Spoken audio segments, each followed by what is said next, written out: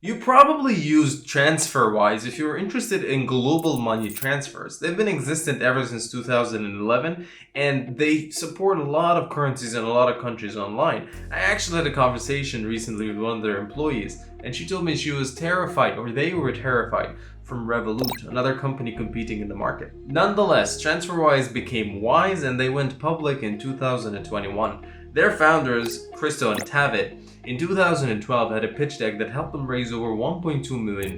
So let's check it out. TransferWise are one of the companies that I very much respect because they started an industry. I mean, they started a movement per se, because back then in 2011, they were one of the few companies who offered money transfers beyond banking and the few major players in the market. So it was kind of revolutionizing and shaking up a market, and they got a lot of lawsuits for it, or a lot of trouble for it. I read online a few articles about that.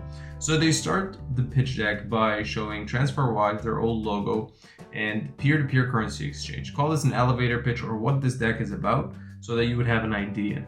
That was in 2011. And then they start talking about currency exchange, how it was before and how it is after. This is, you can say this is a problem slide per se, or a use case of the problem slide. So banks take 3%, 6% commission. Until this day, I think the number didn't change that much. Hidden margin on exchange rate, additional fee of 10 global, this is British pounds, for foreign payment. And after you exchange with peers at mid-market rate, TransferWise is trusted third party who take a flat fee of one pound. So this is a problem, and they even put like an example of it summarizes the whole business model of TransferWise. I like decks that don't start with the traditional problem solution slide. So here they immediately said a use case to just cut it to the chase. Okay, that's what we do. So this is the problem and this is the solution at the same slide by showing you an example. And if the person actually tried money transfers through banks, they would know what they're talking about. How does it work? And they put a screenshot of the application or of the website, book a payment, deposit money, convert currency, send to recipient. So the first was the problem solution and then how it works, so that you would have an idea of how this process of the pitch deck is going. And then they go with traction. This is very similar to Y Combinator's or 500 Global's structure. They start with problem, solution, how it works, and then they mention traction as well. So it's a start that is quite traditional. Traction, charging customers from day one. Trust, just show us the numbers. That's what we probably care about at that moment. Organic growth of 20% monthly new paying users, and they show the volume in thousands of euros.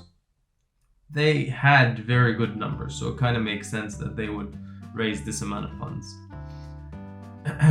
Roadmap, segments, currencies, marketing, personal, business payments, invoicing. So there are a lot of things that they intend to, this is sort of, the future roadmap, as they might say. And the currencies now, they have a lot more countries in this, and they've done everything in terms of marketing. They do social media, they do targeted PR and segments. So they did everything on this slide and much more.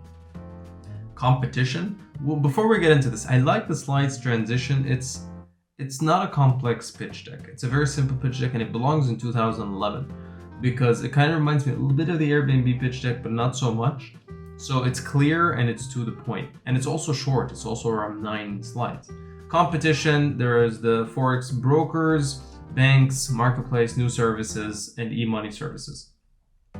So they put every possible thing in the competitors, and they didn't do it the way that I would think. Maybe they did after. No, I would think that they did it in the chart where they would put where there are existent in terms of the competition, but they just stated all the competitors there and how TransferWise is like where it belongs. They didn't say where it belongs. They should have said how they're better, but they already clarified it in the whole deck. So it kind of makes sense.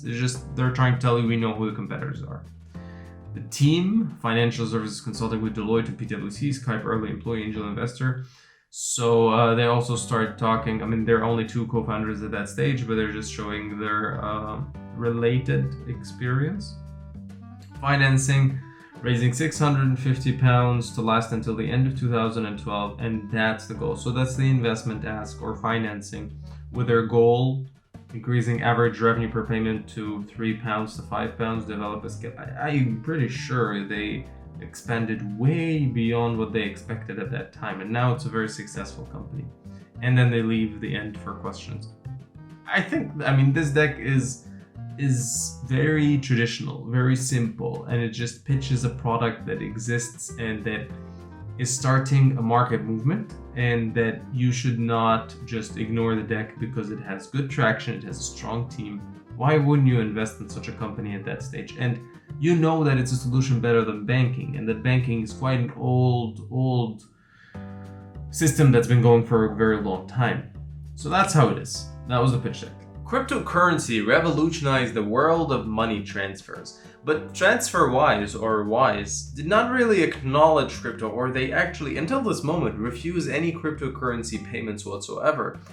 Only time will tell whether this strategy is good or not. At the moment, they're still making revenue, they're making good revenue, and they have been existent for a while. So let's see how the market goes in the few upcoming years. Have a wonderful day, and don't forget to like and subscribe to this video and channel.